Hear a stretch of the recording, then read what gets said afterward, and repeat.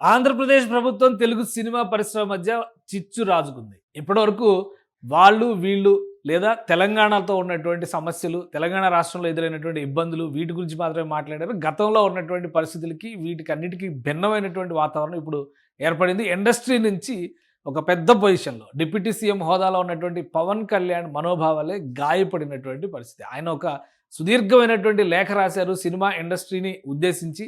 Industry అనుసరిస్తున్నటువంటి పద్ధతుల్ని ఇందులో ప్రశ్నించారు. అసలు ఈ లేఖ ఎందుకు రాయాల్సొచ్చింది? లేఖలో ఉన్నటువంటి అంశాలేంటి? విశ్లేషించేటువంటి ప్రయత్నం చేద్దాం. పవన్ కళ్యాణ్ చేసినటువంటి ఈ లేఖ ప్రకటనని జనసేన కార్యాలయం రిలీజ్ చేసింది. డిప్యూటీ సీఎంకి సంబంధించినటువంటి సారాంశం ఇది. ఇక్కడ ఉప ముఖ్యమంత్రి కార్యాలయం ప్రకటన అనేటువంటి దాన్ని మనం అక్కడ క్లియర్‌గా చూడొచ్చు. తెలుగు సినిమా పరిశ్రమ ఇచ్చిన రిటర్న్ గిఫ్ట్‌కి ఉప ముఖ్యమంత్రి కృతజ్ఞతలు. చాలా ముఖ్యమైనటువంటి అంశం ఇది. అండర్‌లైన్ చేసుకోవాల్సినటువంటి అంశం. తెలుగు సినిమా పరిశ్రమ ఇచ్చినటువంటి రిటర్న్ గిఫ్ట్‌కి ఉప ముఖ్యమంత్రి కృతజ్ఞతలు తెలియజేశారు. ఆ రిటర్న్ గిఫ్ట్ ఏంటి అనేది కూడా ఇప్పుడు ఒక ఆసక్తికరమైనటువంటి చర్చగా మారింది. చాలా కాలం తర్వాత జూన్ 12న పవన్ కళ్యాణ్ గారి సినిమా రిలీజ్ కాబోతుంది. 'హరిహర వీరమల్లు' సినిమా. ఈ సినిమా రిలీజ్‌కి ముందర థియేటర్‌లో బంద్ అనేటువంటి చర్చ రావడం పైన చాలా సీరియస్‌గా ఉన్నారు పవన్ కళ్యాణ్ గారు. అది చాలా క్లియర్‌గా అర్థమవుతుంది. అలానే సినిమాటోగ్రఫీ మినిస్టర్ కందుల దుర్గేష్ స్వయంగా ఆంధ్రప్రదేశ్ హోంశాఖకి కంప్లైంట్ చేశారు. సినిమాని అడ్డుకునేటువంటి కుట్రలో భాగంగానే థియేటర్ల బంద్ దిశగా అడుగులు పడుతున్నాయి. దీని వెనక ఉన్నటువంటి వ్యక్తులు ఎవరో తేల్చాల్సినటువంటి అవసరం ఉందంటూ ఆయన విజ్ఞప్తి చేశారు. సో ఇప్పుడు కాసేపట్లోనే ఈ లేఖ పవన్ కళ్యాణ్ గారి కార్యాలయం రిలీజ్ చేయడం అనేది ఆసక్తికరంగా మారింది. ఆంధ్రప్రదేశ్లో ఎన్డీఏ కూటమి ప్రభుత్వం ఏర్పాటై ఏడాదికి కావస్తున్న తెలుగు సినిమా సంఘాల ప్రతినిధులు గౌరవ ముఖ్యమంత్రి గారిని మర్యాదపూర్వకంగా కలిశారా? తెలుగు సినిమా సంఘాల ప్రతినిధులు, ఇది చాలా క్లియర్‌గా చూడాల్సినటువంటి అంశం. సినిమా సంఘాల ప్రతినిధులు ఇండివిడ్యువల్‌గా చాలామంది కలిసి ఉండొచ్చు. కానీ సినిమా సంఘాల ప్రతినిధులు ఎందుకు కలవలేదు? సాధారణంగా ఒక గవర్నమెంట్ మారితే రిప్రజెంటేటివ్స్ ఆఫ్ సొసైటీ, అంటే ఎవరైతే సమాజంలో సంఘాలుగా ప్రాతినిధ్యం వహించేటువంటి వాళ్ళు ఉంటారో వాళ్ళందరూ కూడా ప్రభుత్వ పెద్దలను కలిసేటువంటి ప్రయత్నం చేస్తారు. వాళ్ళ యాక్టివిటీస్ ఏంటి, గత ప్రభుత్వ హయాంలో ఏం జరిగింది, భవిష్యత్తులో ఏం జరిగితే బాగుంటుంది, వాళ్ళ సమస్యలు ఏంటి, ఇవన్నీ కూడా వివరించేటువంటి ప్రయత్నం చేస్తారు. కానీ తెలుగు సినిమా పరిశ్రమ నుంచి ఎవరైనా కలిశారా అనేటువంటి ప్రశ్నని స్వయంగా పవన్ కళ్యాణ్ గారు లేవనెత్తారు. ఎందుకంటే పవన్ కళ్యాణ్ గారు ఇండస్ట్రీకి చెందినటువంటి వ్యక్తి, నాగబాబు గారు ఇండస్ట్రీకి చెందినటువంటి వ్యక్తి. వీళ్ళిద్దరూ కూడా జనసేన పార్టీ నుంచి ఒకరు ఎమ్మెల్యేగా డిప్యూటీ సీఎంగా ఉన్నారు, ఇంకొకరు ఎమ్మెల్సీగా ఉన్నారు. కందుల దుర్గేష్ గారు జనసేన పార్టీ నుంచి ఎన్నికైనటువంటి నాయకుడు, ఆయన మంత్రిగా ఉన్నారు. సినిమాటోగ్రఫీ డిపార్ట్మెంట్ చూస్తున్నదే ఆయన. అలాంటి వ్యక్తి ఈ ప్రశ్న లేవనెత్తడం అనేది చాలా క్రిటికల్ క్వశ్చన్ కింద మనం చూడాలి. గత ప్రభుత్వం సినిమా రంగం వారిని అగ్ర నటుల్ని ఎలా చేత్కరించిందో మర్చిపోయినట్లున్నారు. ఇక ప్రభుత్వంతో వ్యక్తిగత చర్చలు ఉండవు, సినిమా సంఘాల ప్రతినిధులే రావాలి. అంటే వ్యక్తిగత చర్చలు, ఇండస్ట్రీకి సంబంధించినటువంటి వ్యక్తిగత చర్చలు ఉండవు. ఇక్కడ అర్థం చేసుకోవాల్సింది ఏంటంటే ఇండస్ట్రీకి సంబంధించినటువంటి అంశాలు ఎవరో ఒకరు సినిమా రిలీజ్ సందర్భంగానో లేదా వాళ్ళ అవసరాల రీత్యానో వచ్చి మాట్లాడితే అది ఇండస్ట్రీకి సంబంధించినటువంటి అంశం కాదు అని తేల్చి చెప్తున్నారు. ఇండస్ట్రీకి సంబంధించినటువంటి అంశం ఇండస్ట్రీ సంఘాలే మాట్లాడాలని చెప్తున్నారు. కూటమి ప్రభుత్వం వ్యక్తులకు కాదు సినిమా రంగం అభివృద్ధినే చూస్తుందని పవన్ కళ్యాణ్ తేల్చి చెప్తున్నారు. ఇక ఆంధ్రప్రదేశ్ రాష్ట్రంలో తెలుగు సినిమా పరిశ్రమ హోదా కల్పించి, తెలుగు సినిమా రంగానికి పరిశ్రమ హోదా కల్పించి అభివృద్ధి చేయాలని, ఈ రంగంలో ఉన్నవారి గౌరవ మర్యాదలకు భంగం వాటిల్లకుండా చూస్తుంటే తెలుగు సినిమా రంగంలో ఉన్నవారికి ఆంధ్రప్రదేశ్ ప్రభుత్వం పట్ల కనీస మర్యాద, కృతజ్ఞత కనిపించడం లేదు. ఎన్డీఏ కూటమి ప్రభుత్వం ఏర్పాటై ఏడాది కావస్తున్న గౌరవ ముఖ్యమంత్రి శ్రీ చంద్రబాబు నాయుడు గారిని తెలుగు సినిమా సంఘాలు కనీసం ఒకసారి కూడా మర్యాద పూర్వకంగా కలవలేదు. కేవలం తమ చిత్రాల విడుదల సందర్భంలో ప్రభుత్వం ముందుకు రావడం మినహా చిత్రరంగం అభివృద్ధి కోసం సంఘటితంగా రాలేదు. అందరూ కలిసి రావాలని ఉప ముఖ్యమంత్రి శ్రీ పవన్ కళ్యాణ్ గారు సూచించిన సానుకూలంగా స్పందించలేదు. సో ఇవి చాలా సీరియస్ ఎలిగేషన్స్. తెలుగు సినిమా పరిశ్రమ ఒక విధమైనటువంటి అహంకారంతో ఉంది. సామాన్యుడి భాషలో చెప్పాలంటే ఒళ్ళు బలుపుతో ఉంది ఇండస్ట్రీ. ఏ ఒక్కరినో ఉద్దేశించి చేస్తున్నటువంటి వ్యాఖ్యలు కావు ఇవి. ఈ మాటలను బట్టి చూస్తే అర్థం చేసుకోవాల్సినటువంటి సారాంశం అది. ఇండస్ట్రీకి ఉప ముఖ్యమంత్రిగా ఎన్నికైనటువంటి వ్యక్తి, ఇండస్ట్రీ నుంచి వచ్చినటువంటి వ్యక్తి, ఆయన ప్రత్యేకంగా మీరందరూ కలిసికట్టుగా సమస్యలపైన రండి అని చెప్పనని ఎలక్ట్ అయినటువంటి గవర్నమెంట్లో నెల రోజుల్లోపే పిలుపునిస్తే ఇప్పుడు ఏడాది అవుతున్నా కానీ ఒక్కరు కూడా ఇండస్ట్రీ పరంగా కలిసికట్టుగా వెళ్ళేటువంటి ప్రయత్నం చేయలేదు. ఎందుకు చేయలేదు అని ఆయన ప్రశ్నిస్తున్నారు. పవన్ కళ్యాణ్ గారు కూడా చాలా కోపంతో ఉన్నారు. ముఖ్యమంత్రిని కూడా మీరు కలవలేదు, మీ సమస్యలు అవసరం అదే తెలుగు సినిమా ఇండస్ట్రీకి ఆంధ్రప్రదేశ్ అవసరం లేదా తేల్చి చెప్పండి, ఆంధ్రప్రదేశ్ ప్రజలు తేల్చుకుంటారని చెప్పిన ఒక ఇండైరెక్ట్ వార్నింగ్ ఉంది ఇందులో. అలానే గత ప్రభుత్వ చీత్కారాలు తెలుగు సినిమా రంగంలోని అగ్ర నటులని, సాంకేతిక నిపుణులని గత ప్రభుత్వం ఏ విధంగా చేత్కరించుకుని ఇక్కట్ల పాలు చేసిందో తెలుగు సినిమా పరిశ్రమ వాణిజ్య మండలి, నిర్మాతల మండలి, మూవీ ఆర్టిస్ట్ అసోసియేషన్ లాంటి సంఘాలు మర్చిపోయినట్లున్నాయి. కోట్ల రూపాయల పెట్టుబడులతో రూపొందే చిత్రాలకు అన్ని విధాల ప్రోత్సాహం ఇవ్వడంతో పాటు సృజనాత్మకత ముడిపడినటువంటి ఈ వ్యాపారంలో ఉన్న వారిని గౌరవ మర్యాదలకు భంగం వాటిల్లకూడదని కూటమి పార్టీలు ఎన్నికల ముందు కూడా స్పష్టంగా చెప్పాయి. కూటమి పార్టీల వైఖరి ఏంటనేది ఆయన ఈ లేఖలో చాలా స్పష్టంగా చెప్పారు. అయినా కానీ ఇండస్ట్రీ పట్ల బాధ్యత లేదు. ఎవరి వ్యక్తిగత స్వార్థాలు వాళ్ళవి. నా సినిమా అద్భుతంగా ఆడాలి, నా సినిమాకి రేట్లు ఎక్కువ వచ్చేస్తే కలెక్షన్స్ ఒక్క రోజులో వచ్చి ఒళ్ళో నింపేయాలి, ఇదే ఇదే ఆశ ఇండస్ట్రీలో ఉంది. కానీ ఇండస్ట్రీని బతికిద్దాం, కళ కోసం బతుకుదాం, సినిమా రంగంలో 10 మందికి అవకాశాలు కల్పిద్దాం అనేటువంటి ఆలోచన ఎట్టి పరిస్థితుల్లో ఇండస్ట్రీలో ఉన్న వాళ్ళకి లేదు అనేటువంటి సంకేతాలు ఈ లేఖ ద్వారా మనం అర్థం చేసుకోవచ్చు. ఇండస్ట్రీలో ఉన్నటువంటి ఒక కీలకమైనటువంటి వ్యక్తి, ఇండస్ట్రీ కోసమే పుట్టినట్టుగా, ఇండస్ట్రీ కోసమే పనిచేస్తున్నట్టుగా, ఇండస్ట్రీలో ఉన్నటువంటి సమస్యలపైన గొంతెత్తగలిగినటువంటి కెపాసిటీ కలిగినటువంటి వ్యక్తి ఈరోజు రాజ్యాధికారంలో భాగం అయినప్పుడు ఇండస్ట్రీ ఎందుకు స్పందించలేదు అనేటువంటి విషయంలోనే చాలా సీరియస్గా పవన్ కళ్యాణ్ రాసినటువంటి లేఖను మనం అర్థం చేసుకోవాలి. గత ప్రభుత్వం వ్యక్తులను చూసి పనులు చేసేది, ఇది కూడా అండర్లైన్ చేసుకోండి. ఎందుకంటే వ్యక్తులను చూసి పనులు చేయమని పవన్ కళ్యాణ్ గారు ఇప్పుడు చెప్తున్నారు. కక్ష సాధింపులకు దిగేది. తమకు నచ్చని వారి సినిమాల విడుదల సమయంలో తహసీల్దారులను థియేటర్ల దగ్గర నియమించి ఎన్ని ఇబ్బందులు పెట్టిందో నిర్మాతలు మరిచిపోతే ఎలా? ఎన్నికల ముందు శ్రీ చంద్రబాబు నాయుడు గారు, పవన్ కళ్యాణ్ గారు చెప్పిన విధంగానే కూటమి ప్రభుత్వం వ్యక్తులను చూడలేదు. శ్రీ అక్కినేని నాగార్జున కుటుంబానికి చెందిన చిత్రం విడుదలైనప్పుడు సైతం ఆంధ్రప్రదేశ్ ప్రభుత్వం తగిన విధంగా ప్రోత్సహించింది. వ్యవస్థ బాగుండాలి. ఇక్కడ అక్కినేని నాగార్జున గారిని ఎందుకు ప్రత్యేకంగా ప్రస్తావించారు, ఇది కూడా మనం ఆలోచించాలి. ఎందుకంటే ఇండస్ట్రీలో 4 హీరోలు, 4 పిల్లర్స్ అని చెప్పి అంటారు. కానీ అక్కినేని నాగార్జున గారు మాత్రం జగన్మోహన్ రెడ్డి గారికి చాలా క్లోజ్గా ఉన్నారు. ఆయన జైల్లో ఉన్నప్పుడు పలకరించారు, ఆయన ప్రభుత్వంలో ఉన్నప్పుడు పరామర్శించారు, ఆయనతో కలిసి అనేక వ్యాపారాల్లో భాగస్వామి కూడా అయ్యారనేటువంటి చర్చ ఉంది. సో వాళ్ళిద్దరి మధ్య ఉన్నటువంటి అన్యోన్యత ప్రపంచం మొత్తానికి తెలిసింది. ఈరోజు మనం కొత్తగా చెప్పాల్సినటువంటి అవసరం లేదు. అయినా కానీ ఆయన సినిమాకి సంబంధించి ఎలాంటి వివక్ష మేము చూపించలేదు అని చెప్పి చాలా క్లియర్గా పవన్ కళ్యాణ్ గారు ఈ లేఖలో రాశారు. మిగతా విషయాల్లో అంటే వాళ్ళకే మేము అలాంటి మినహాయింపులు ఇవ్వనప్పుడు, అందరితో సమానంగా చూసినప్పుడు ఇండస్ట్రీలో ఉన్న వాళ్ళకి ఏం రోగం? పరిశ్రమ తరపున వచ్చి మాట్లాడడానికి వచ్చిన ఇబ్బంది ఏంటి? లేదా ఇండస్ట్రీలో సంఘాలకు ప్రాతినిధ్యం వహిస్తున్నటువంటి వ్యక్తులకి చంద్రబాబు నాయుడు గారితో కానీ, పవన్ కళ్యాణ్ గారితో కానీ, ఎన్డీఏ కూటమి పార్టీలతో కానీ ఏదైనా సమస్య ఉందా? ఈ సమస్యకు సమాధానం చెప్పాల్సినటువంటి బాధ్యత ఖచ్చితంగా ఇండస్ట్రీలో ఉన్నటువంటి పెద్దలు, ముఖ్యంగా సంఘాలకు ప్రాతినిధ్యం వహిస్తున్నటువంటి ఆ సంఘాల నాయకుల మీదే ఉంటుందని మనం అర్థం చేసుకోవాల్సి ఉంటుంది. ఇక దానిపై వ్యవస్థ బాగుండాలి, దానిపై ఆధారపడ్డవారు ఇబ్బందులు పడకూడదు అనేది కూటమి ప్రభుత్వ విధానం. తెలుగు సినిమా రంగం వారు తమ సినిమా విడుదల సమయంలో వ్యక్తిగతంగా వచ్చి అర్జీలు ఇచ్చి టికెట్ల ధర పెంచమని కోరడం ఎందుకు? అందరూ కలిసి వచ్చి ప్రభుత్వంతో స్పష్టంగా చర్చించమని శ్రీ పవన్ కళ్యాణ్ గారు సూచించారు. ఇది గతంలో జరిగినటువంటి అంశం. ఎందుకంటే పుష్ప 2 సినిమా సందర్భంలో ఈ డిస్కషన్ చాలా పెద్ద ఎత్తున జరిగింది. జగన్మోహన్ రెడ్డి గారు ప్రభుత్వం ఉన్న సమయంలో అయితే సినిమా టికెట్ని నేల టికెట్ స్థాయికి దించేశారు. 10 రూపాయలకి ఇచ్చారు. ఏమనంటే ఎంటర్టైన్మెంట్ అందరికీ రావాలంటారు. పాప్కార్న్ ప్యాకెట్ మాత్రం 100 రూపాయలకి అమ్మారు. సినిమా టికెట్ 10 రూపాయలకి అమ్మారు. ఆ రోజు ఎవరు నోరెత్తలేదు. ఆ రోజు మాట్లాడింది కూడా పవన్ కళ్యాణ్ గారే. ఇప్పుడు మళ్ళీ ఇండస్ట్రీకి సంబంధించినటువంటి అంశాలపైన పవన్ కళ్యాణ్ గారే మాట్లాడుతున్నారు. సినిమా వారు వ్యక్తిగతంగా విడుదల సమయంలో వారి వచ్చి అర్జీలు ఇచ్చి టికెట్ల ధర పెంచమని కోరడం ఎందుకు? అందరూ కలిసి ప్రభుత్వంతో స్పష్టంగా చర్చించమని పవన్ కళ్యాణ్ గారు సూచించారు. శ్రీ దిల్ రాజు గారు, శ్రీ అల్లు అరవింద్ గారు, శ్రీ డి సురేష్ బాబు గారు, Shri Y Supriya, Shrimati Y Supriya, Shri Chinnababu, Shri C Ashwini Dutt, Shri Naveen Yerneni తదితర నిర్మాతలు కలిసి వచ్చినప్పుడు అందరూ సంఘటితంగా ఉంటే పరిశ్రమని అభివృద్ధి చేయొచ్చు, పరిశ్రమగా అభివృద్ధి చేయొచ్చు. ఇది ఎవరిది వ్యక్తిగత పరిశ్రమ కాదు, ఎవరింట్లో పెళ్లి కాదు. ఇది సినిమా ఇండస్ట్రీకి సంబంధించినటువంటి అంశాల గురించి, సమస్యల గురించి మాట్లాడాల్సి వచ్చినప్పుడు కలిసికట్టుగా రండి అని పవన్ కళ్యాణ్ గారు ఫస్ట్ మీటింగ్లోనే తేల్చి చెప్పారు. కానీ అది ఎందుకు చేయలేదు అనేది ఇప్పుడు ప్రశ్న.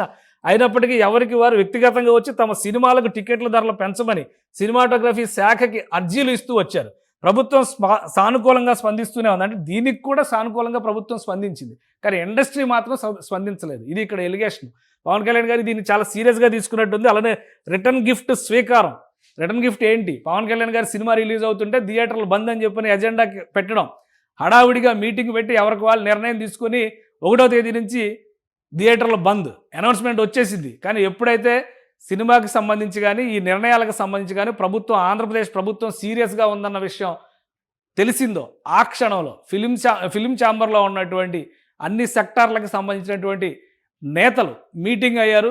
బంద్ లేదు అని తేల్చి చెప్పారు. ఇక్కడ ఒక సినిమాటోగ్రఫీ మినిస్టరు సినిమా ఇండస్ట్రీకి సంబంధించి ఒక సినిమా రిలీజ్కి సంబంధించి కుట్ర జరుగుతుందని చెప్పి నేరుగా కంప్లైంట్ ఇచ్చిన తర్వాత ఈ రియాక్షన్ వచ్చింది. సో దీన్ని కూడా ఆయన సీరియస్గానే తీసుకున్నారు. రిటర్న్ గిఫ్ట్ స్వీకారం, సినిమా రంగం కోసం ప్రత్యేక పాలసీ. ఆంధ్రప్రదేశ్ ప్రభుత్వం ఆల్రెడీ గతంలో కూడా చెప్పింది, ఒక పాలసీ తీసుకొస్తాం మేము సినిమాని, అలానే పరిశ్రమని. ఆల్రెడీ ఒక విషయం మనం చెప్పుకోవాల్సింది అంటే, పర్యాటక శాఖని ఇండస్ట్రీగా గుర్తిస్తూ ఆంధ్రప్రదేశ్ ప్రభుత్వమే పాలసీ ఇచ్చింది. ఇప్పటివరకు పర్యాటక శాఖని ఎక్కడ కూడా పరిశ్రమగా గుర్తించలేదు. అందుకనే పారిశ్రామిక రంగంలో మాత్రమే కాదు, పర్యాటక రంగంలో కూడా మేము రాయితీలు ఇస్తాం, ప్రోత్సాహకాలు ఇస్తామని తేల్చి చెప్పింది ఆంధ్ర ప్రభుత్వం.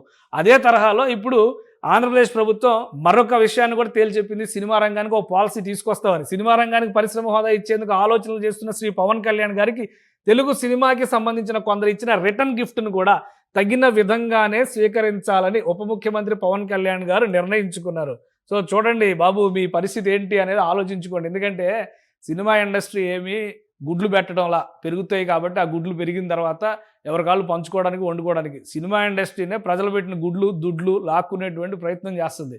ఇండస్ట్రీ హైదరాబాద్లో ఉన్నా కానీ 60% ఆదాయం ఆంధ్ర ప్రాంతం నుంచి వస్తుందని చెప్పి ఇండస్ట్రీలో ఉన్న పెద్దలే లెక్కలతో సహా చెప్తున్నారు. థియేటర్లు ఎక్కువ ఉంది అక్కడ. ఈ మధ్యకాలంలో హైదరాబాద్లో థియేటర్లు పెరిగిన తర్వాత తెలంగాణ, ఆంధ్ర దాదాపుగా ఈక్వల్ పొజిషన్ అనేటువంటి అభిప్రాయం ఉన్నా కానీ 50% షేర్, ఇప్పటికి కూడా 55% షేరు లేదా 60% షేర్ ఇంకా ఆంధ్ర ఏరియాలో ఉంది అనేటువంటి వాదన చాలా బలంగా వినిపిస్తుంది. అయినా కానీ మీరు థియేటర్లను బంద్ చేయాలనేటువంటి కుట్ర చేయడం అనే వెనక ఖచ్చితంగా రాజకీయ వ్యూహం ఉందా, వ్యక్తిగతమైనటువంటి కక్షపూరితమైనటువంటి విధానాలు ఉన్నాయా, లేదా పవన్ కళ్యాణ్ గారి ఇమేజ్ దెబ్బకొట్టేటువంటి ప్రయత్నం జరుగుతుందా, ఆంధ్రప్రదేశ్ మాకు అవసరం లేదనేటువంటి స్టేటస్లోకి సినిమా పరిశ్రమ వెళ్ళిపోయిందా? ఆల్రెడీ తెలంగాణలో ఇలా పిచ్చి వేషాలు వేస్తేనే తెలంగాణ సీఎం రేవంత్ రెడ్డి గారు ఒళ్ళు వాతలు కాసేలాగా చూపించారు ఏం చేయాలనేది. ఇండస్ట్రీలో ఉన్న వాళ్ళందరినీ కూర్చోబెట్టి చాలా స్ట్రాంగ్ వార్నింగ్ ఇచ్చారు, ఒక స్ట్రాంగ్ మెసేజ్ ఇచ్చారు. ఆ తర్వాత కొంతవరకు సమస్య నుంచి ఇండస్ట్రీ బయటపడింది. అప్పుడు ఏపీ ప్రభుత్వం కూడా చాలా క్లియర్గా సామరస్యపూర్వకంగా వెళుతుందనేటువంటి సంకేతం ఇచ్చింది. కానీ ఈ నిర్లక్ష్యపూరిత ధోరణి, ముఖ్యంగా సంఘాలు రియాక్ట్ అవ్వలేనటువంటి వైఖరి, ఖచ్చితంగా శిక్షించదగ్గ వైఖరి అనేటువంటి అభిప్రాయం ఈ లేఖ ద్వారా మనం అర్థం చేసుకోవాల్సింది. ఈ రిటర్న్ గిఫ్ట్కి కృతజ్ఞతలు తెలియజేశారు. ఇక నుంచి వ్యక్తిగత విజ్ఞాపనలు, చర్చలకు తావులేదు, సంబంధిత విభాగం ప్రతినిధులతోనే చర్చిస్తారు, వాటినే సంబంధిత విభాగాలకు పంపిస్తారు. రాష్ట్రంలో కూటమి ప్రభుత్వం పర్యాటక రంగానికి పరిశ్రమ హోదా ఇస్తూ పాలసీని ప్రకటించింది. అదేవిధంగా సినిమా రంగం అభివృద్ధి కోసం ప్రత్యేక పాలసీ తీసుకురావాలని ఉప ముఖ్యమంత్రి శ్రీ పవన్ కళ్యాణ్ గారు ఆలోచన చేశారు. దీనిపై గౌరవ ముఖ్యమంత్రి గారితో చర్చించనున్నారు. అనంతరం కాంప్రహెన్సివ్ ఫిలిం డెవలప్మెంట్ పాలసీని ప్రకటిస్తారు. అంటే ఒక సమగ్ర సినిమా పరిశ్రమకు సంబంధించినటువంటి అభివృద్ధి ప్రణాళికని ఆంధ్రప్రదేశ్ ప్రభుత్వం ప్రకటించబోతుంది. ఇటీవలే మనం చూసాం, ఆల్రెడీ హైదరాబాద్లో, ముంబైలో ఒక ఈవెంట్ జరిగింది. ఆ ఈవెంట్ని ప్రధానమంత్రి నరేంద్ర మోడీ గారు ప్రారంభించారు.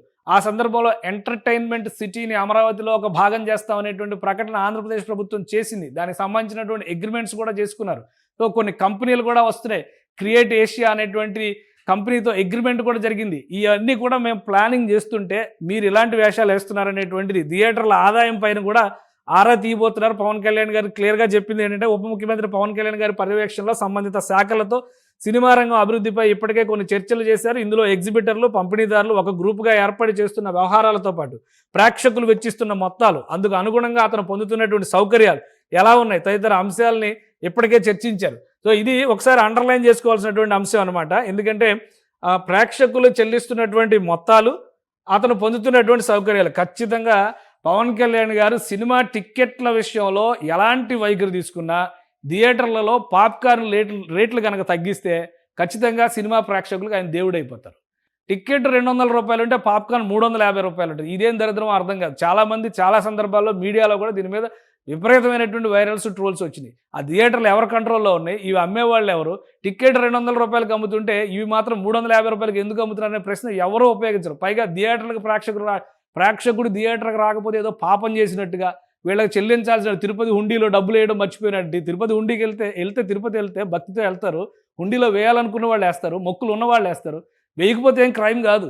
కానీ థియేటర్కి వస్తే టికెట్లు కట్టాలి కదా. టికెట్లు తీసుకున్న తర్వాత పిల్లలతో వచ్చారనుకోండి, పాప్కార్న్లు, ఈ కూల్ డ్రింకులు ఏది కొన్నా కానీ 500, 1000 రూపాయల రేట్లు ఉంటే అవి ఎవరు చూస్తారు? అందుకనే ఇక్కడ చాలా క్లియర్ కట్గా అండర్లైన్ చేస్తున్నది థియేటర్లో ఇచ్చేటువంటి సౌకర్యాలు, అక్కడ ఉన్నటువంటి పరిస్థితులు, వీటన్నిటిని కూడా ఖచ్చితంగా థియేటర్లను సంబంధిత యజమానులు నడపడం లేదని, లీజుదారుల చేతిలోనే అత్యధికంగా ఉన్నాయి. ఇది చాలా ఇంపార్టెంట్ పాయింట్. ఇది లీజుదారులు తీసుకుని టికెట్ల మేనేజ్మెంట్ని అంతా వాళ్ళు చూసుకుని అమ్మేటువంటి వస్తువులు కూడా వాళ్ళ నియంత్రణలోనే ఉంటున్నాయి. సో వాళ్ళు చేసేటువంటి పాపం థియేటర్లకు శాపం.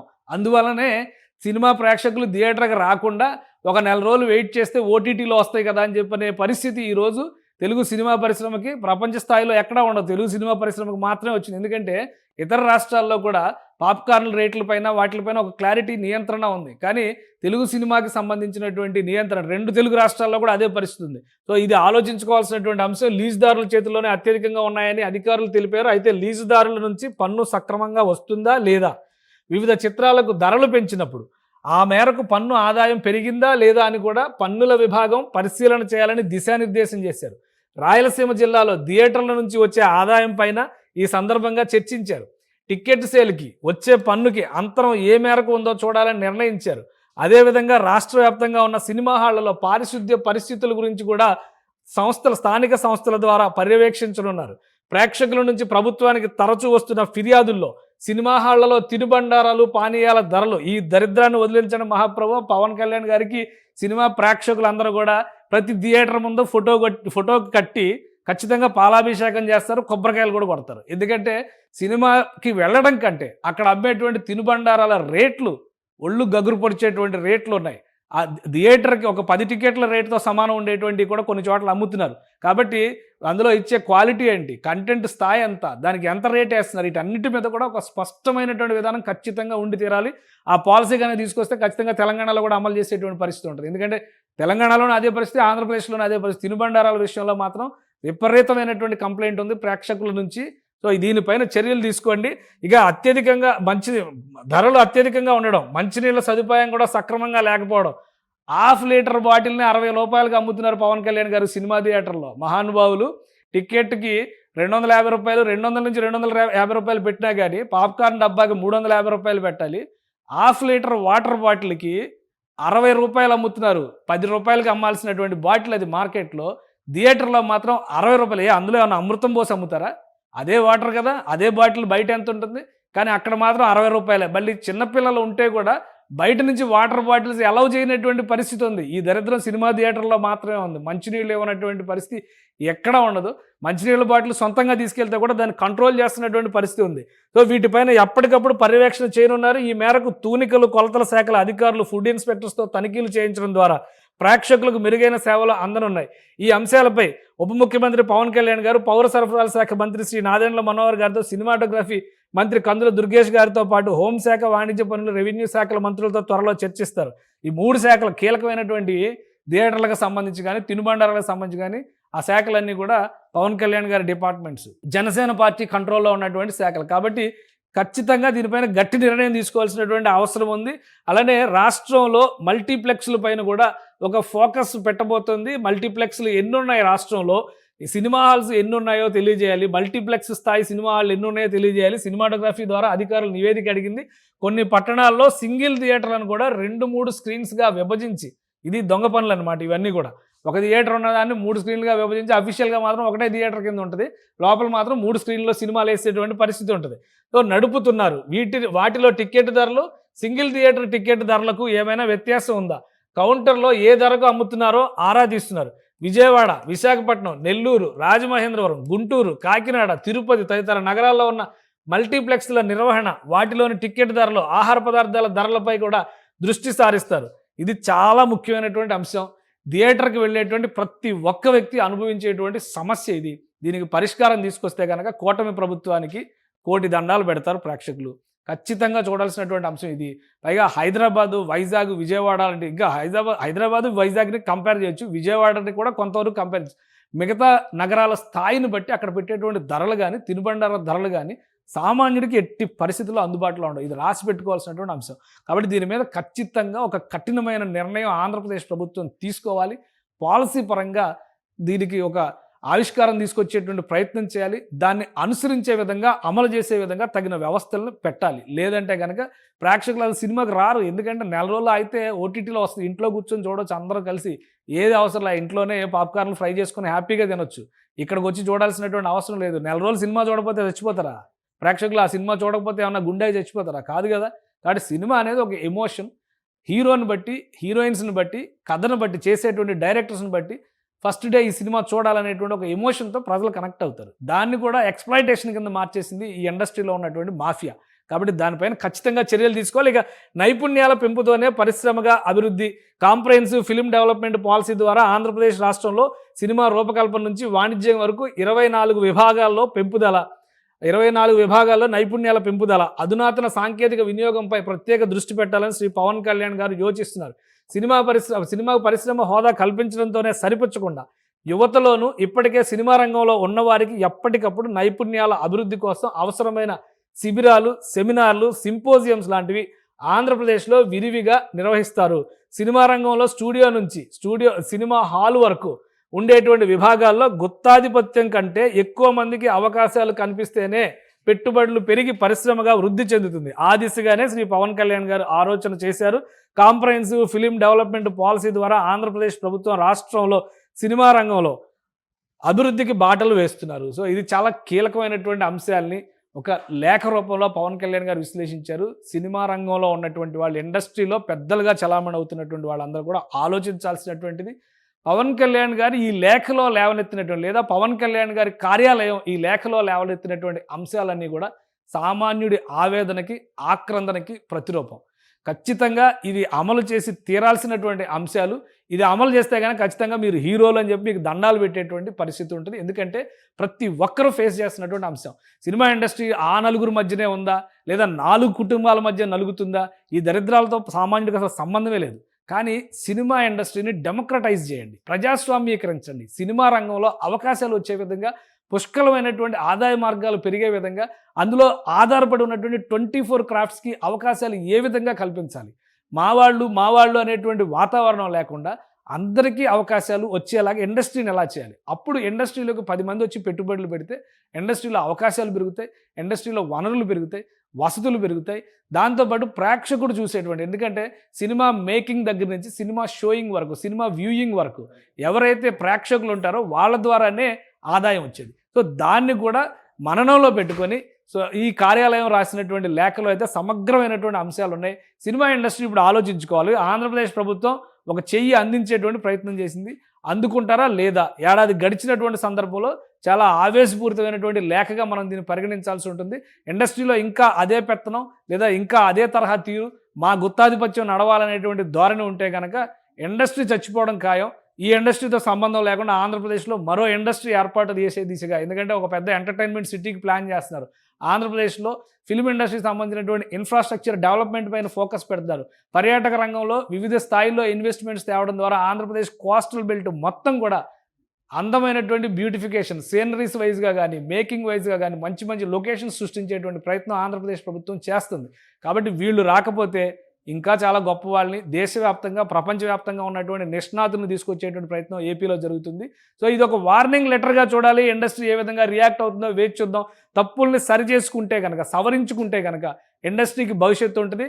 లేదంటే పవన్ కళ్యాణ్ గారు చెప్పిన విధంగా ఈ లేఖలో ఉన్నటువంటి అంశాలను కనుక అమలు చేస్తే ఇండస్ట్రీ ఆంధ్రప్రదేశ్కి అడుగు పెట్టేటువంటి పరిస్థితి కూడా ఉండకపోవచ్చు.